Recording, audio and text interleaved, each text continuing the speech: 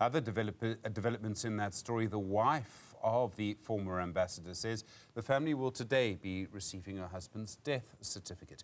Mthethwa's remains will be repatriated back to the country as soon as the post-mortem processes are concluded. He died on Monday in France after allegedly jumping from the 22nd floor of a Paris hotel. Newzroom Afrika correspondent Simon Marks joins us live from the French capital with the latest. Simon, good afternoon to you. What developments there in Paris today?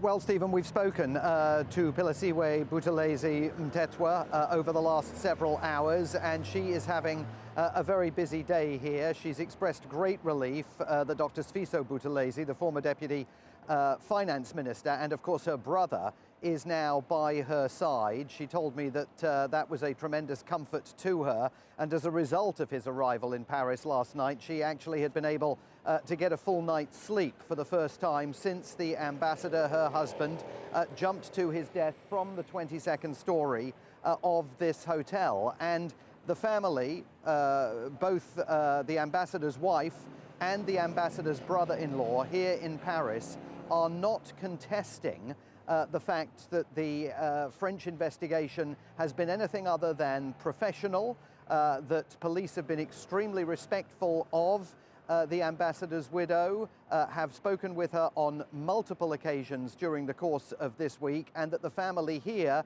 is very grateful to the French authorities. It was the ambassador's wife who first raised the alarm after she received text messages from her husband indicating that he intended to take his own life. Police then took her to a police station. She speaks fluent French, and Dr. Buthelezi says that that was one of the key reasons why she was able to raise the alarm so effectively on Monday night.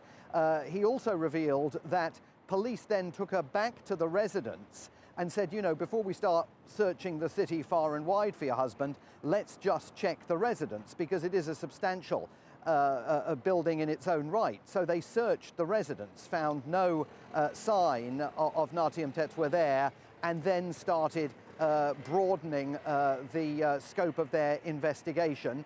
It wasn't until, of course, 11:10 on Tuesday morning that a security guard at this hotel came across Mr. Mthethwa's body, and the hotel realized that he had managed to prise a window open in his room on the 22nd floor before plunging to his death. Now, there are still questions that remain unanswered, including this issue of the cell phone or multiple cell phones, because in the early nascent stages of the investigation, French media reports, informed by French police, suggested that the ambassador's cell phone had been found discarded in the Bois de Boulogne, which is a big wooded area, the outer fringes of which are not far from this hotel.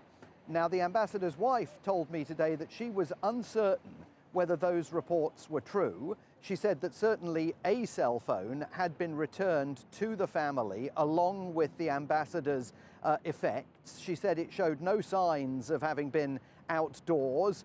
She knows Paris extremely well. She knows the Bois de Boulogne. She was saying to me that if it had been found in the Bois de Boulogne, it would be muddy. It would be covered with dust and debris from having been outdoors. But she doesn't know precisely where it was found or in what condition it was found. So they have said here that they're going to pursue those questions with police and other officials when they meet them here today. And in fact, I think they are now already meeting them. They're beginning 4 hours of appointments that will lead to the death certificate, they hope, being released to the family as soon as the autopsy and the post-mortem is complete. Once they have the death certificate, that will allow them to begin the process of arranging for the remains of the ambassador to be repatriated to South Africa. But this cell phone issue is still, certainly as far as Mrs. Buthelezi Mthethwa is concerned, an unresolved issue. And it's certainly something that I think there's going to be ongoing questions about until we completely understand where it was recovered, because if it was recovered in the Bois de Boulogne, why was the ambassador there? Where exactly in the Bois de Boulogne was it recovered? We simply don't know. So that is one lingering question, but the broad thrust of this investigation is heading definitely to a place where the French authorities will have satisfied themselves that the ambassador took his own life after expressing an intention to take his own life to Mrs. Buthelezi Mthethwa.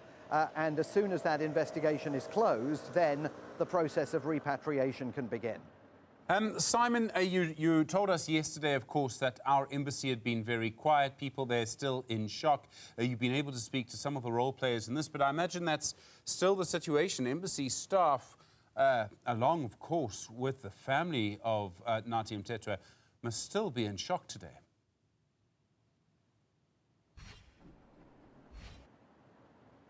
Yes, in shock and also involved in the coordination of the response to all of this.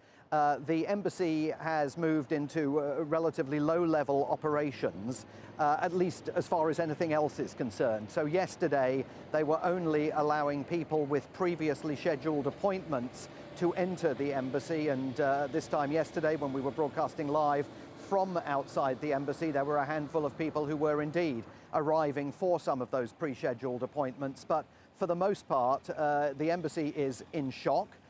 Because the man who's been leading, and you heard there, you know, an important embassy. This is a G7 nation, and it's also a nation with which the South African government has been very keen to pursue trade agreements to make up for the enormous lack of resolution between South Africa and the United States over trade. So it's a very busy and prominent embassy within the Ministry of Foreign Affairs portfolio. The family say that they are getting full assistance from the embassy. They have been regularly in touch with Minister Lamola, and they will be coordinating in concert with DIRCO the repatriation. I think it's going to be a while before that embassy returns to normal basic operations, and even longer, of course, Stephen, before a new ambassador is appointed, gets here to Paris, presents his credentials to President Macron, and that has knock-on implications for the South African relationship with France at a time when the South African relationship with the United States is under such strain.